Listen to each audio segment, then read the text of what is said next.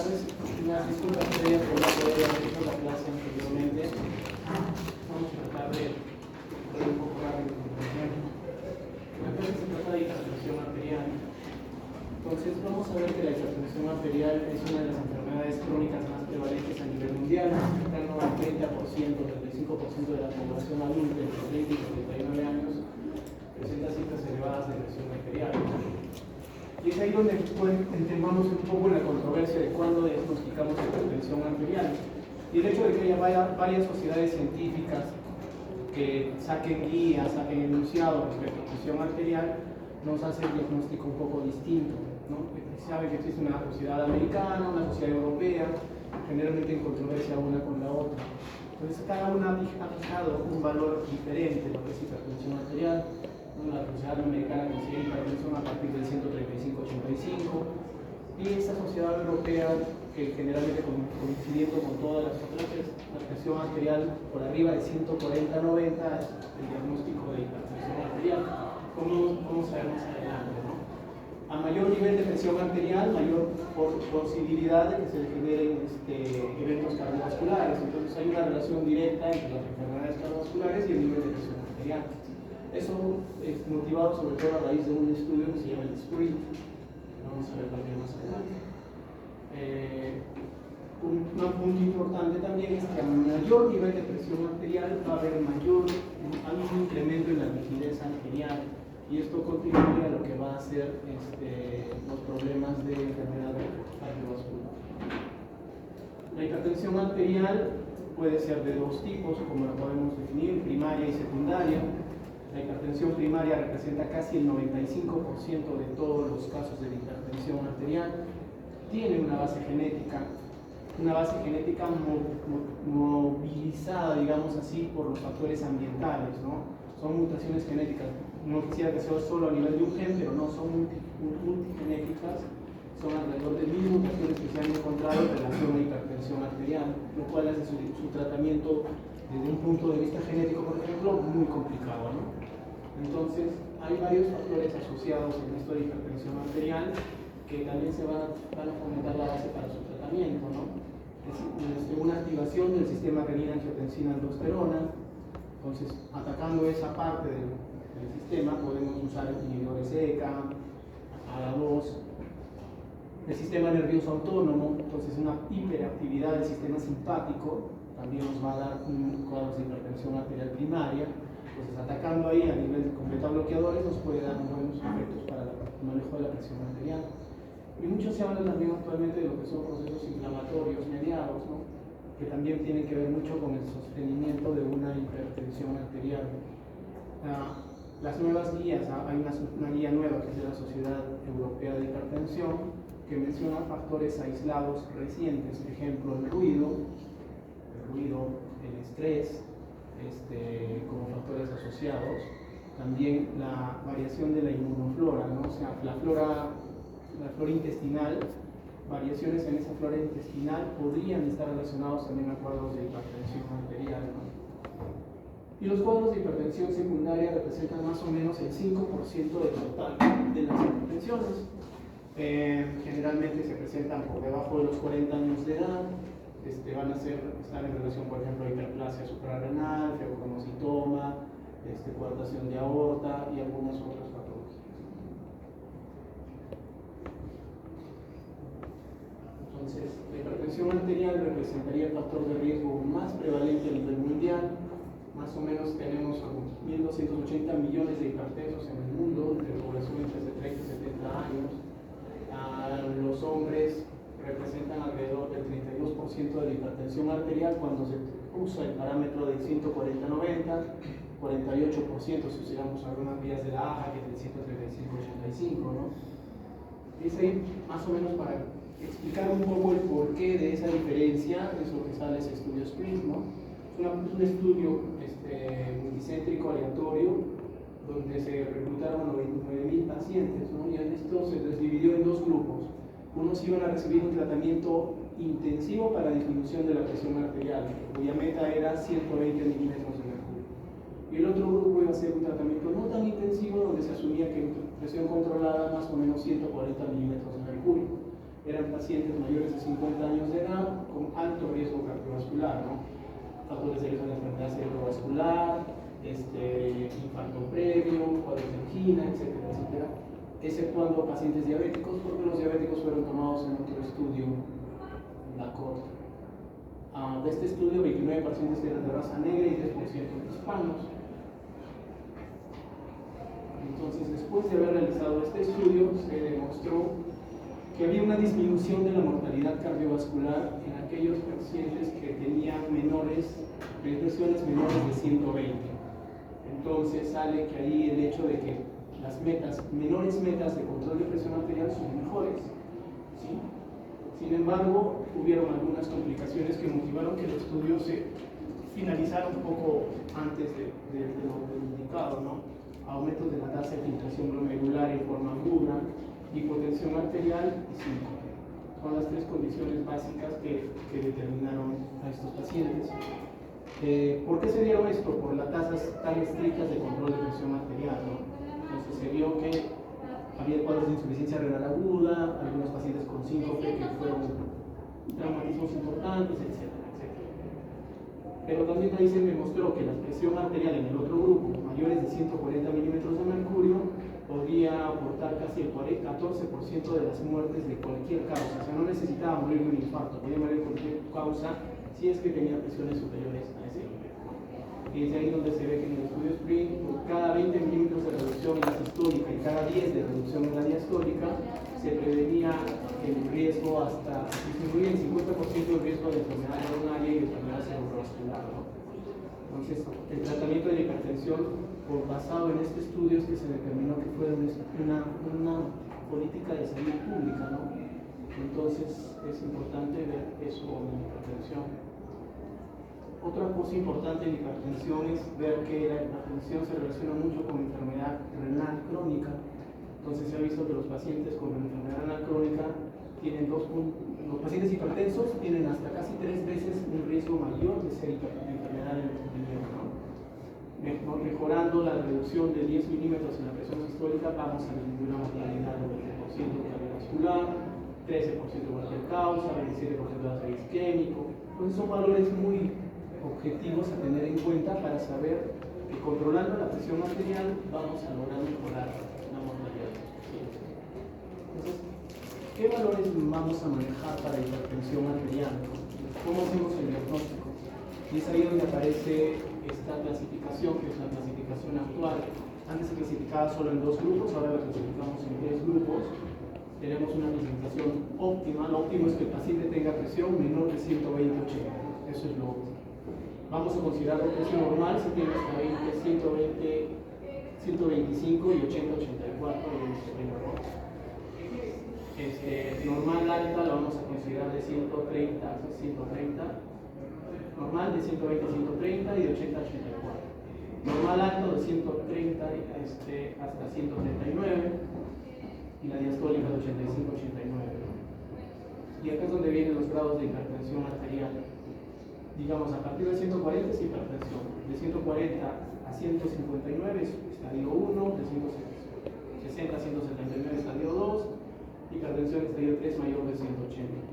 Y algo parecido, acá en la sistólica aumentan de 20 y en la diastólica aumentan de 10. ¿Sí? Entonces, esos son los valores de hipertensión, los grupos de hipertensión arterial, 1, 2 y 3.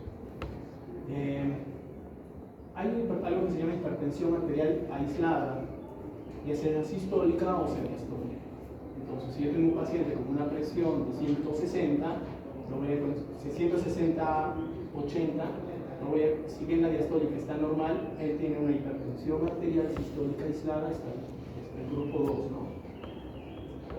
Y pasa lo mismo con la hipertensión arterial diastólica. Hay muchos pacientes que tienen 130 con 100 de presión arterial, entonces son hipertensos diastólicos aislados.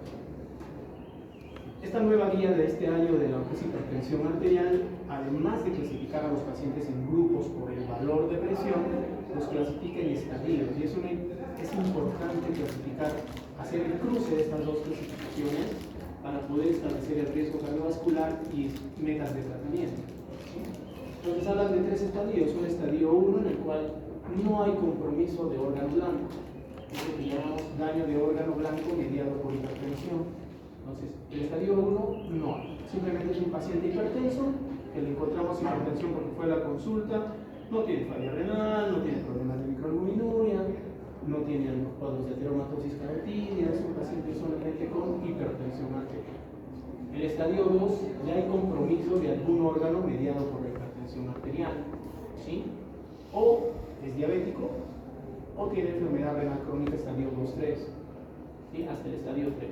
Si tenemos esas características, estamos hablando de un paciente en estadio 2. Y el estadio 3 ya es una enfermedad cardiovascular establecida. Ya hay, o tiene una enfermedad renal crónica estadio 4-5.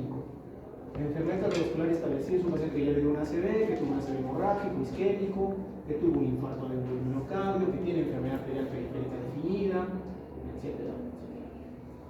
¿Sí? Ahorita vamos a hacer el cruce de estos dos grupos, tenemos la diapositiva, para ver cómo se valora el riesgo cardiovascular y cómo poderle ofrecer un tratamiento a ese paciente. Para eso también hay que tener marcadores de riesgo para pacientes hipertensos, ¿no? Entonces no todos tienen el mismo riesgo de generar hipertensión arterial. Entonces, ¿cuáles son los marcadores de riesgo? La edad. La edad, a mayor edad, va a tener mayor riesgo de desarrollar hipertensión arterial, y a mayor edad, mayores niveles de hipertensión arterial. Entonces, el sexo es importante. Hombres de menores de 50 años ya tienen riesgo de desarrollar hipertensión arterial, que es un riesgo que se equipara también con las mujeres en la etapa posmenopáusica, que es un riesgo ascendente, no significa que ellas no tengan riesgo de hipertensión arterial.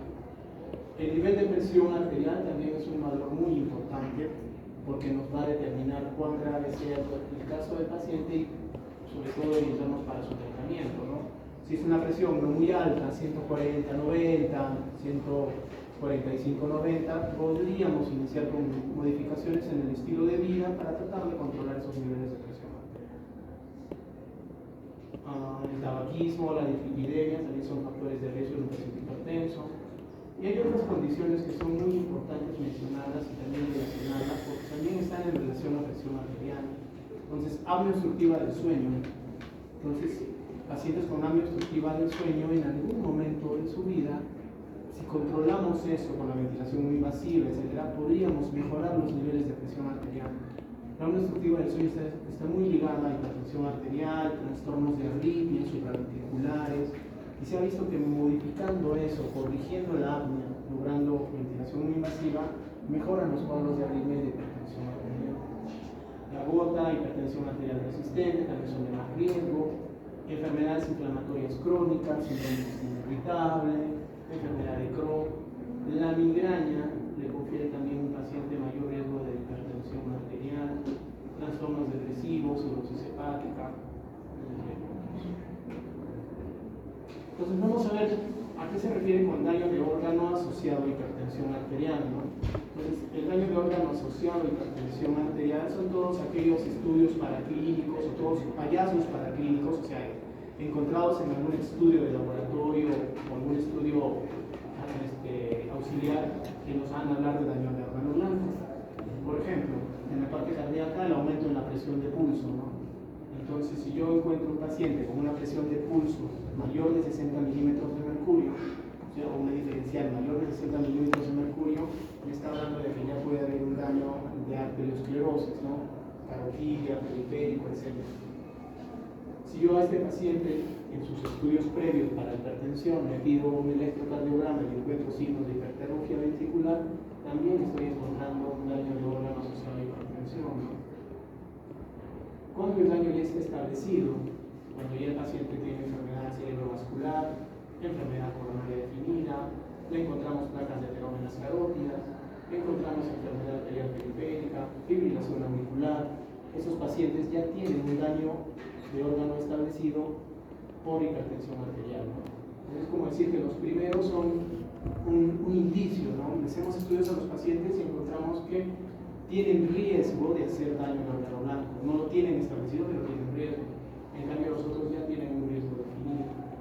Entonces, a esos pacientes que tienen ese riesgo, digamos, la presión de pulso mayor de 60, el aumento de la velocidad carotídea mayor de 10 metros por segundo, hipertrofia ventricular, Le pedimos al paciente microalbuminuria y encontramos una microalbuminuria entre 30 y 300 miligramos en 24 horas, o le encontramos una tasa de filtración glomerular entre 30 y 60, ¿no?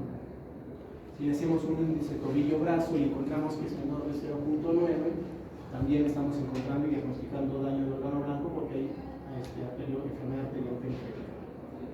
O le mandamos al oftalmólogo como parte del screening del paciente con hipertensión y le encontramos retinopatía hipertensiva, ¿no? Todo eso nos habla a favor de daño del órgano. ¿Sí?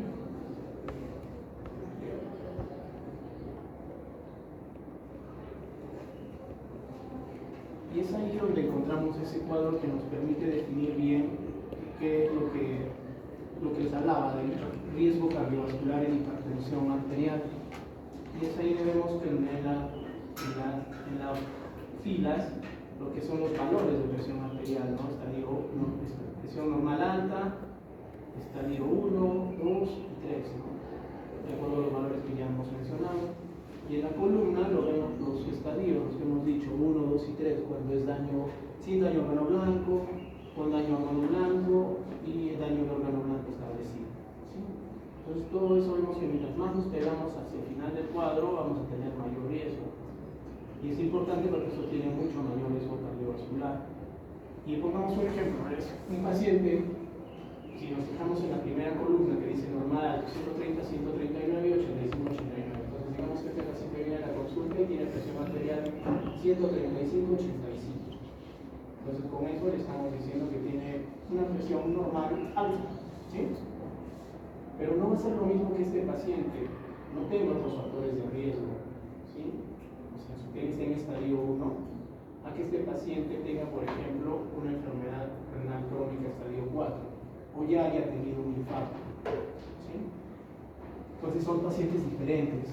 El hecho de que haya tenido un infarto, que tenga enfermedad renal crónica estadio 4 o más, ya lo convierte en un paciente de alto riesgo y nos obliga, pese a que podamos tener valores de presión algo normales, a aplicar estrategias terapéuticas de repente con mayor anticipación que en un paciente distinto. ¿Sí? Claro. Es el otro extremo, ¿no? Un paciente que tenga, por ejemplo, un nivel de presión arterial mayor de 180, ¿no? Viene por control por consultorio por emergencia, porque la presión está en 180 a 110. Viene por emergencia y le encontramos ese nivel de presión, pese a que no tenga factores de riesgo, pese a que esté en un estadio 1, este paciente ya es un paciente de alto riesgo y requiere también medidas iniciales de tratamiento más rápidas, ¿no? No nos vamos a limitar a darle un tratamiento, bájale la cantidad de sodio en la dieta, haga ejercicio y vamos a ver cómo se controla. Esos pacientes ya necesitan terapia médica de más rápido. ¿Sí? Okay. Y entonces ya viene ahora el siguiente punto, que es cómo diagnosticamos la presión arterial. Entonces, la presión arterial podemos diagnosticarla obviamente haciendo uso de la toma de presión arterial, pero hay tres métodos que podemos usar. El primero es la toma de presión arterial en la consulta médica, ¿no? Es el método, digamos, hasta el momento gold estándar para poderlo diagnosticar. Entonces el paciente que acude a la consulta médica se le toma la presión en ese momento y se le encuentra la presión alta, ¿sí? Pero para poder hacer eso tiene que cumplir ciertas normas o ciertas reglas, ciertos requisitos para decir que es una toma de presión adecuada. Y se han identificado hasta cerca de 30 errores en la toma de la presión arterial, ¿no? Entonces, si ustedes empiezan a revisar cómo es, van a tener que ver, van a ver todas las condiciones que deben cumplirse, ¿no? Entonces, ejemplo, el paciente debe estar completamente sentado, cerca a una mesa, apoyado completamente su espalda sobre la espalda de la silla, el brazo debe estar con el tensiómetro a la altura del corazón, ¿sí? No debe haber estado 3 a 5 minutos en reposo previo antes de la toma de la presión, no haber consumido en la media hora previa café, haber fumado o haber ingerido alimentos, no hablar durante la toma de la presión arterial, los pies apoyados en el suelo, ¿sí? Entonces son todas las condiciones básicas que podemos mencionar. El uso del manguito, el manguito también tiene que ser del tamaño adecuado del paciente. Si el paciente tiene un brazo muy grande y el manguito es muy corto, nos va a dar niveles de presiones muy altos. si el manguito es muy, si el paciente tiene un brazo muy delgado y el manguito le da toda la vuelta, nos va a dar presiones bajas erróneas. Entonces son esas todas las condiciones que pueden darse, ¿no? Entonces, eso es en el consultorio, ¿no? Tomamos la presión en el consultorio. Y si hablamos de la presión, bueno, antes de pasar a la otra, en el consultorio, ¿nos basta una toma para decir es hipertenso? No, no. Entonces tenemos que tomarle la presión 3 veces. La primera la descartamos porque puede estar elevada en relación a problemas de ansiedad o síndrome de bata blanca. Y las otras 2 las promediamos y ese es el valor real de presión arterial. En Europa, en Estados Unidos, usan mucho los tensiómetros digitales, ¿no? Pero son tensiómetros valorados, aprobados. Hay una página web exacta donde determinan cuáles son los que pueden usarse y no usarse. O sea, no todo tensiómetro digital está aprobado para ser usado, ¿sí? Mucho menos los de muñeca, por ejemplo. Han visto que hay tensiómetros digitales que se ponen en la muñeca o los smartwatches, ¿sí? Entonces, no está probado que esas tomas de presión arterial sean fidedignas y sean útiles para diagnosticar hipertensión. Si vamos a usar un digital, tiene que ser el de brazalete, ¿sí? Entonces, cuando tengan pacientes, recomendarles que se compren siempre el de brazalete. ¿Okay? Entonces, tomamos 3 presiones, la primera descartamos, las 2 siguientes las consideramos en un promedio y ese es nuestro valor de presión arterial. La encontramos alta, le decimos, ¿usted es hipertenso? No, todavía no, le tenemos que hacer un control, idealmente, dicen algunos en 30 días, otros hablan de 7 días, una nueva consulta en la cual volvemos a analizar la presión arterial. Si es que encontramos en ese control nuevamente bajo esas condiciones que está alta, ya hacemos el diagnóstico de hipertensión arterial. Entonces, 2 tomas aisladas de presión arterial elevada hacen su diagnóstico. Con valores mayores de 140/90. Ahora existe algo lo que se llama el monitoreo ambulatorio de la presión arterial, ¿no? Monitoreo ambulatorio de la presión arterial y monitoreo automatizado de la presión arterial son 2 términos, ¿no? Uno es en el que le voy a decir al paciente, señor, usted agarre, cómprese su tensiómetro o si tiene su tensiómetro y contrólese usted la presión en la casa, ¿sí? Y el otro es el mapeo, que es un aparato automatizado en el cual se le coloca el brazalete en el brazo y el paciente va a tener tomas de presión arterial, generalmente tomas cada 20 o 30 minutos, ¿sí? Entonces con esos hacemos la ajuste. Varía un poco respecto a la toma de la presión en consultorio, sí. Nos ayuda, por ejemplo, a descartar lo que es hipertensión de mandil blanco. Nos ayuda a que el paciente participe de su control de presión arterial y que lo podamos monitorizar. Valoramos la respuesta al tratamiento, empoderamos al paciente para que ese monitoreo que él hace en casa lo hace partícipe de estar pendiente de si su presión está baja o está bien o está normal o sigue alta, si tiene que bajarle la sal, si tiene que aumentar medicamentos, etc. Pero el paciente también, a veces algunos ansiosos, los vuelve muy obsesivos. Están viendo ahí, controlándose la presión a cada rato para ver si está alta, si está baja. Se le sube un poquito, se me subió la presión, que tengo que aumentar mi medicación. Entonces, tener con mucho cuidado a qué pacientes les indicamos eso. Entonces, el valor de corte, hipertensión arterial, cuando le indicamos al paciente que él se la controle, para diagnosticar hipertensión es 135/85. Si él tiene valores por arriba de ese valor, es hipertensión arterial. Y los valores, digamos, para decir que estamos en un adecuado control de presión arterial es 130/80. Ese es nuestro objetivo terapéutico, ¿no? Tenerlo por debajo de 130/80. ¿Y cómo consideramos si se está controlando bien la presión arterial ambulatoriamente el paciente? Tiene que generalmente ser un registro de 7 días, no menos de 3 días, ¿sí? 3 días no nos ayudan, menos de 3 días no nos ayuda, idealmente 7 días. Las del primer día las descartamos, porque van a ser, digamos, el primer día que consideramos ansiedad, estrés por el que vamos a emplear esta forma de diagnosticar hipertensión. Entonces, de los 7 días, el primer día las descartamos. Las siguientes tomas tienen que ser toma en la mañana y toma en la tarde, cerca de la noche. Y son 2 tomas, ¿no? Las cuales deben promediarse, ¿sí? Si encontramos presiones mayores de 135/85 por este método, es hipertensión arterial. Y ahí entramos después a lo que sería el mapeo. El mapeo o monitoreo automatizado de la presión arterial, también se llama monitoreo ambulatorio de la presión arterial, es como un dispositivo también aprobado, es un método más caro, más complejo. En realidad se coloca el manómetro, el brazalete en el brazo y viene conectado a un aparato que va a tomar la presión. Lo ideal es que deban tener 20 presiones adecuadas durante el día y 7 durante la noche. ¿Sí? Entonces, algunos aparatos en las clínicas o cuando lo colocan vienen programados para tomarse cada 30 minutos en el día y cada hora durante la noche. ¿Sí? Eso es lo ideal, más o menos. Si lo calculamos así, estamos tomando más o menos 24 horas diurnas y estamos tomando cerca de 12 tomas nocturnas. ¿Por qué es importante esto? Porque para sacar conclusiones de un mapeo debe tener por lo menos un 75% de tomas óptimas. El aparato es un aparato mecánico que va tomando y si considera que la toma no es adecuada, la descarta. Muchos en otros lugares toman la presión cada hora, lo programan en algunas clínicas a cada hora. Si lo tomamos así no vamos a tener un registro ideal de la presión arterial, ¿sí? No vamos a cumplir con las 20 tomas que deben darse. Entonces asegurarnos que cuando se haga un mapeo cumpla esas condiciones, ¿no?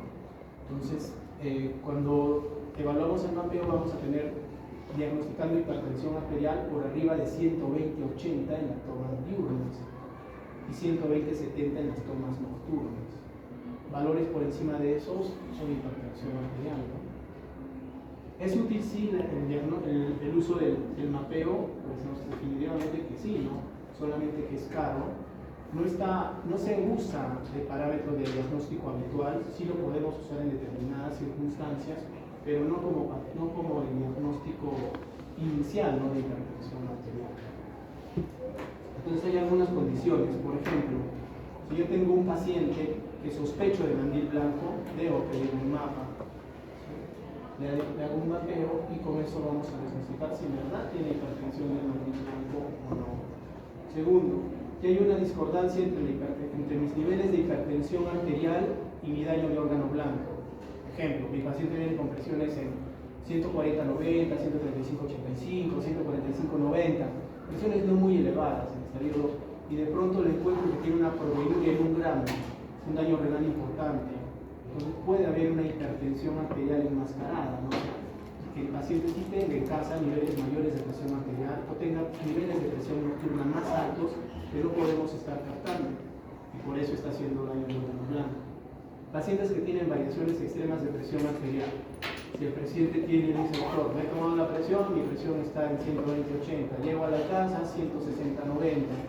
Me fui a caminar, regresé con 180-100. Esas variaciones tan grandes también me obligan a poder hacerle al paciente un mapeo, ¿sí?, para definir exactamente si hay hipertensión arterial o no. Otro punto sería vigilar el tratamiento, ¿sí?, para ver si hay ese tratamiento o no, si está funcionando el tratamiento como debe ser y confirmar si hay algún tipo de resistencia al mismo. Por último, para ver si hay sospechas de complicaciones al tratamiento, que sería por ejemplo el ortostatismo, los pacientes que tienen mareos, que tienen desmayos, tienen síncope consecutivos a la presión arterial, ¿no?, o la hipertensión arterial con ejercicio. Presiones muy variables de hipertensión arterial, pacientes que necesiten un control muy estricto de la presión arterial, pacientes post-infarto, pacientes que tengan problemas algunos de fibromuscitoma, que necesiten un ajuste muy fino de la presión, también el mapeo está indicado. Y ahí vamos a ver algunas condiciones también para poder resonar.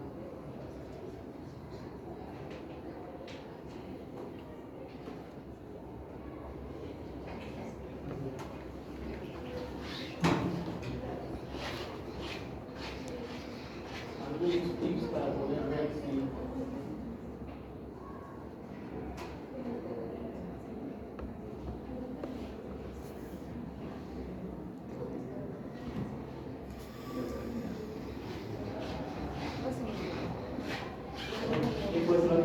algunas recomendaciones para poder definir bien los problemas de hipertensión arterial.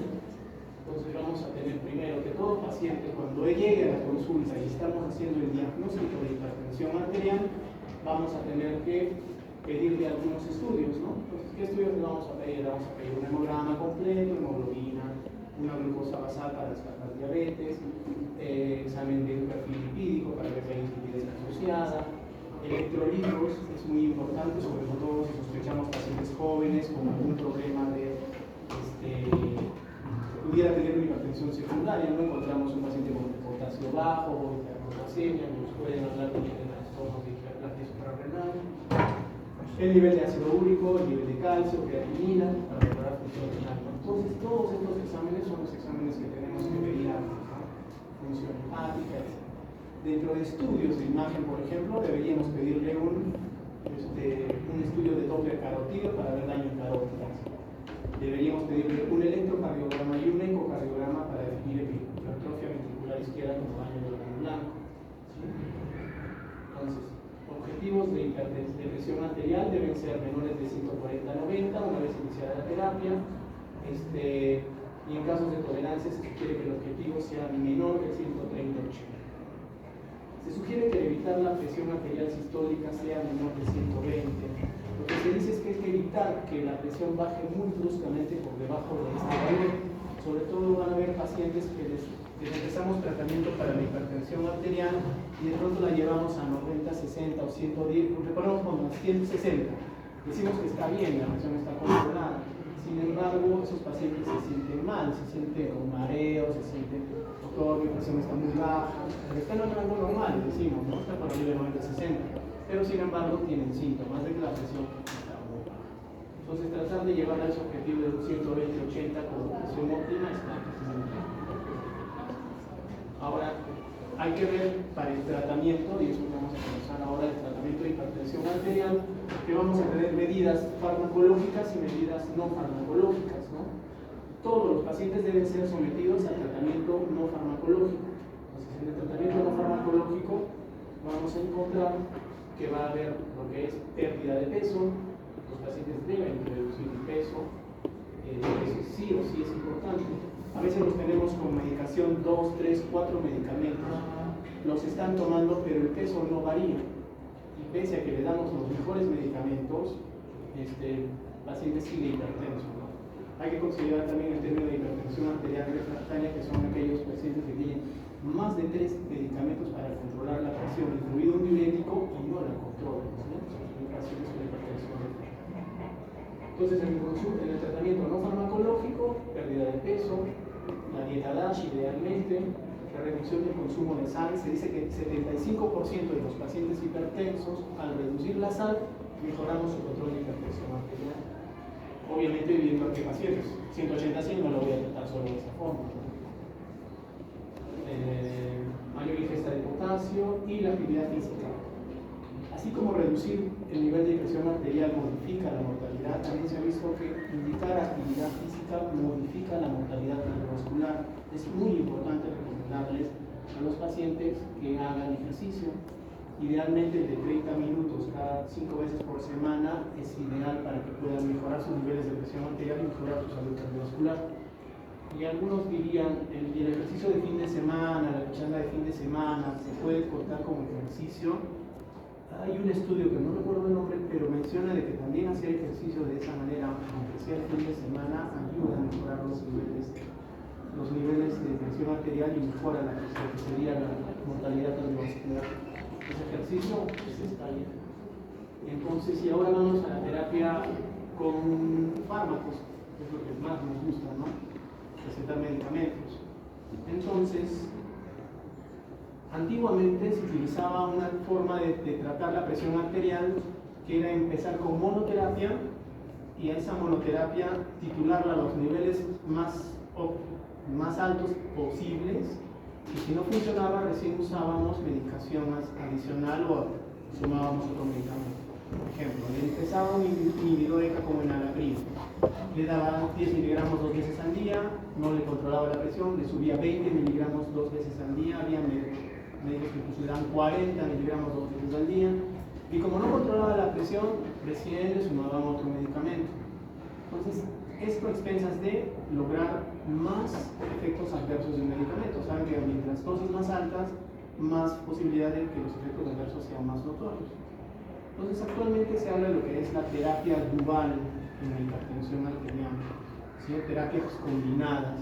Es mejor iniciar de arranque 2 o más drogas que nos ayuden a atacar vías diferentes de hipertensión que utilizar un solo medicamento, que le mencionaba al inicio. Entonces, ¿yo qué le voy a dar, no? Por ejemplo, le daré un medicamento, le daré irbesartán, que me bloquea la vía de la renin-angiotensina-aldosterona, un bloqueante ADA2, y le asociaré un diurético. Estoy bloqueando ahí 2 vías, ¿no? Eliminación de sodio, que es también una vía para bloquear hipertensión, y estoy bloqueando el sistema ADA2. Entonces ahí ya tengo 2 mecanismos. Entonces se ha visto también que utilizar 2 medicamentos combinados en una sola pastilla tiene mejor efecto para controlar la presión arterial. De ahí donde nacen los medicamentos que tienen en una sola pastilla 2 y hasta 3 medicamentos. Por ejemplo, el Exforge que tiene valsartán y tiene amlodipino. Hay Exforge HCT que tiene valsartán, amlodipino y hidroclorotiazida. Entonces, en una sola pastilla le estamos dando 3 medicamentos. Y se han hecho estudios comparando esa pastilla con los mismos medicamentos en forma separada y hay una mayor reducción en los que usan la pastilla única. Nos facilita la adherencia al tratamiento, nos facilita que el paciente tome una sola pastilla, que no esté reclamando que toma mucho medicamento, menores efectos adversos, etc. ¿no? Entonces, actuar sobre varias vías es importante. ¿Qué tips pueden tener? Si es un paciente que tiene una mayor descarga adrenérgica, usar un beta bloqueador de inicio, ¿no? Entonces, ¿cuál?